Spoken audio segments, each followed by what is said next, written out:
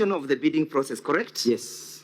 As a result of non-responsiveness of all the bids, correct?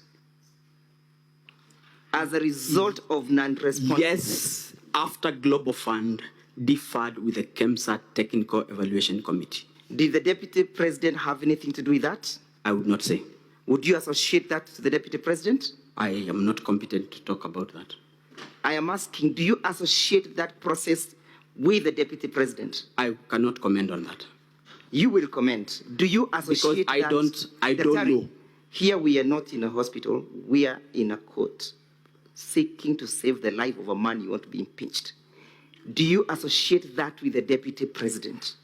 I am saying I don't know. What don't you know? Whether this has everything to do with the Deputy President. Because the bids were terminated by Global Fund as a result of irregular evaluation.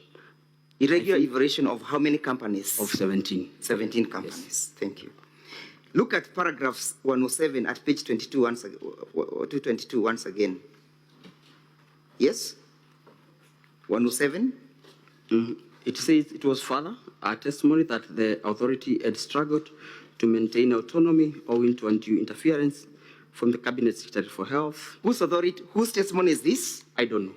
Read paragraph, go to page 219.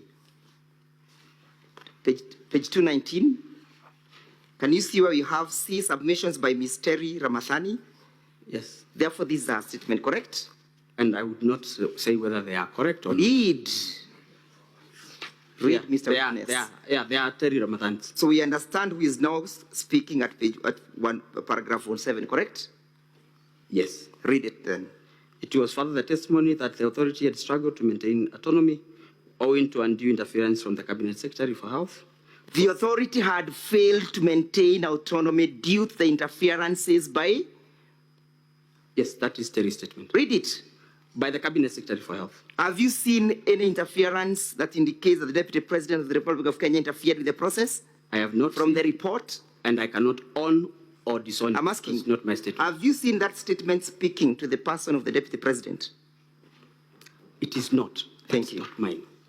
And it speaks as to who was interfering with the processes, correct? That's not my statement. Read. But it's not mine. Yeah, I know it's not yours. That's so I cannot own a statement that is not mine. I have not asked you to own it. I've asked you a simple thing, to read the statement as indicated. Who was interfering with the processes and the autonomy of KEMSA? According to that statement. According to the statement, the Cabinet Secretary for Health. What is the name of that Cabinet Secretary? As at then? Not indicated. Let's proceed as I finish up. Let's go to page 226.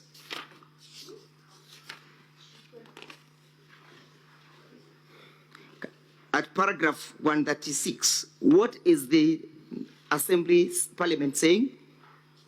In the late April. In the late April? He learned from the Global Fund pre-award. Who learned? I don't know. Look at the submissions at page 225. Myself. Who learned? The acting CEO, which is me. Who was that? Me. What did you learn? I learned in late April that the Global Fund pre-award review report that the airline's tender was to be cancelled on account of inconsistencies in the bid evaluation. Do you still maintain the position that you gave, or you want to? It's exactly what I said. That's exactly what you say. Yes. And therefore that does not link or has no nexus with the Deputy President whatsoever, correct? I think you are wrong. What did you say? You are not right on that one. Read, what does the statement say? What did you say? What did you say in Parliament? It says the Global Fund pre-award review that airline tender was to be cancelled on account of inconsistencies in the evaluation. It is the inconsistencies in evaluation that recommended an award to a bidder that had not paginated documents, which was a mandatory requirement. I have not asked you that question that you're attempting to answer. I've just simply asked you to read what you stated before Parliament. Then a question will follow. And you read in verbatim. I have read? Yes, read it again. I learned that the Global Fund pre-award review report that the LLN tender was to be cancelled on account of inconsistencies in the bid evaluation. And What was the reason for the cancellation? Inconsistencies in evaluation. In evaluation. Yes. Who was evaluating that tender? Technical Evaluation Committee. Does the Deputy President sit in that tender committee for evaluation? He doesn't. Was he involved? Okay, let's look at paragraph 38. Yes? Again, what are you saying at paragraph 138? 138 says, he further maintains that the advisory to the PS, State Department of Public Health and Professional Study, on the alleged inconsistency in the technical specification neither passed through his office or the head of department for the strategic health programs, but was forwarded directly to the PS by one Dr. Omar, the head of malaria program. Mr. Witness, you are aware why we are here, yes? Yes, I am. Do you understand the charge in respect to this matter that the Deputy President is facing? I am here to... Do you understand? I understand. You understand that you allege that you are intimidated and bullied by the Deputy President, correct? Yes, I understand. And that is contained in your evidence, correct? Yes.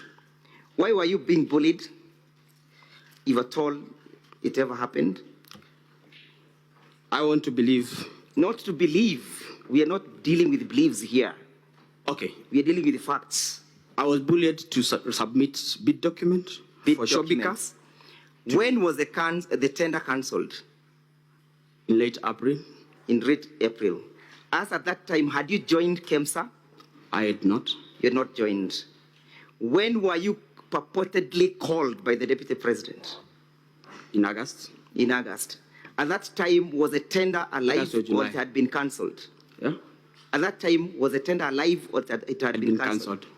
What happens upon the cancellation of a tender to bidders who had submitted their documents? Bid books are returned. Bid books are returned. As a routine process. As a routine process.